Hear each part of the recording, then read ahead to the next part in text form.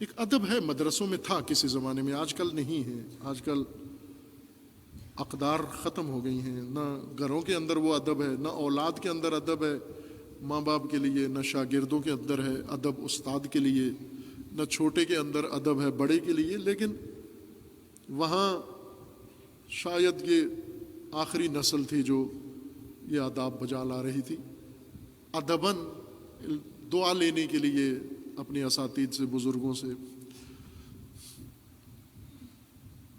ہر میدان میں ایسے ہوتا ہے جہاں یہ پہلوان بھی جب کھاڑے میں اترتے ہیں نا تو پہلے استاد کے پاس جاتے ہیں، دعا لے کے اذن لینے جاتے ہیں کہ استاد اذن دے تو جاتا ہے، اگر استاد نہ دے تو اس وقت تک وہ ادب ہے یہ اس کا.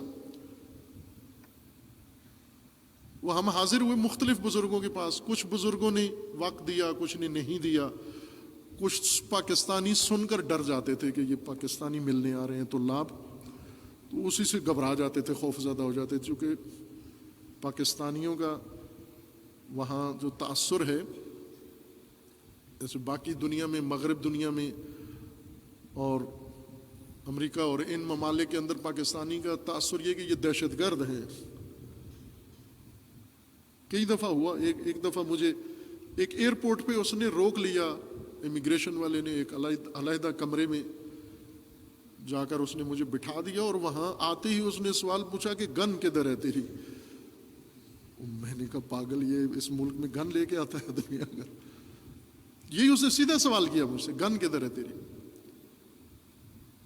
ایک اور ملک کے اندر تبلیغ کے لیے گیا ہوا تھا، وہاں وہ ڈومیسٹک سفر تھا، اس کے اندر ایک شہر سے دوسرے شہر میں جہاز پہ جا رہا تھا، تو خالی تھا جہاز، پورے بڑے جہاز میں جہاں کئی 100 بندے بیٹھ سکتے ہیں، وہاں پر شاید کوئی 20-30 افراد کل فلائٹ کے اندر تھے.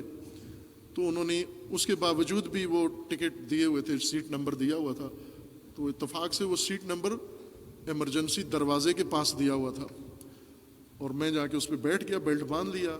اب وقت ہو گیا ہے، دروازے بند ہو گئے، جہاز نہیں اڑ رہا، سارے مسافر گھڑیاں دیکھ رہے ہیں، ادھر ادھر دیکھ رہے ہیں، اسٹاف کھڑا ہوا ایک جگہ پر. تو میں نے محسوس کیا کہ یہ سب مجھے دیکھ رہے ہیں، یہ مسافر بھی اور اسٹاف بھی اور کریو بھی اور سارے. پھر ایک بوڑھی سی نرس آئی، وہ کیا کہتے ہیں اس کو، ایئر ہوسٹس، وہ بڑے ادب سے آ کے بڑے معذرت کے ساتھ اس نے ایکسکیوز کر کے اس نے کہا کہ یہ جہاز، میں نے کہا کیوں رکا ہوا ہے؟ اس نے کہا آپ کی وجہ سے رکا ہوا ہے. کیوں رکا ہوا ہے بھائی؟ کہا کہ اس لیے آپ ادھر کھڑکی کے پاس بیٹھے ہوئے ہو، اگر آپ اس کھڑکی سے اٹھ کے دوسری طرف کسی سیٹ پر جا بیٹھو تو شاید اڑ جائیے جہاز.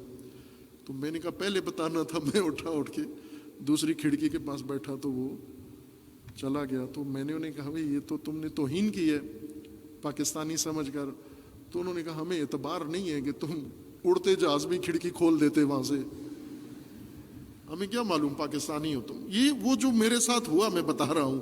اب دوسروں کے ساتھ کیا ہوتا ہے وہ مجھ سے بھی زیادہ، چونکہ وہ زیادہ سفر کرتے ہیں، میں نے اس کے بعد سفر کرنا چھوڑ دیا، دیگر ممالک میں جانا چھوڑ دیا اس کے بعد، کہ جو پاکستانی کی عزت ہی نہیں ہے وہاں پر، ایئرپورٹ پہ ذلیل ہونا پڑتا ہے تو کیا جائیں وہاں پر.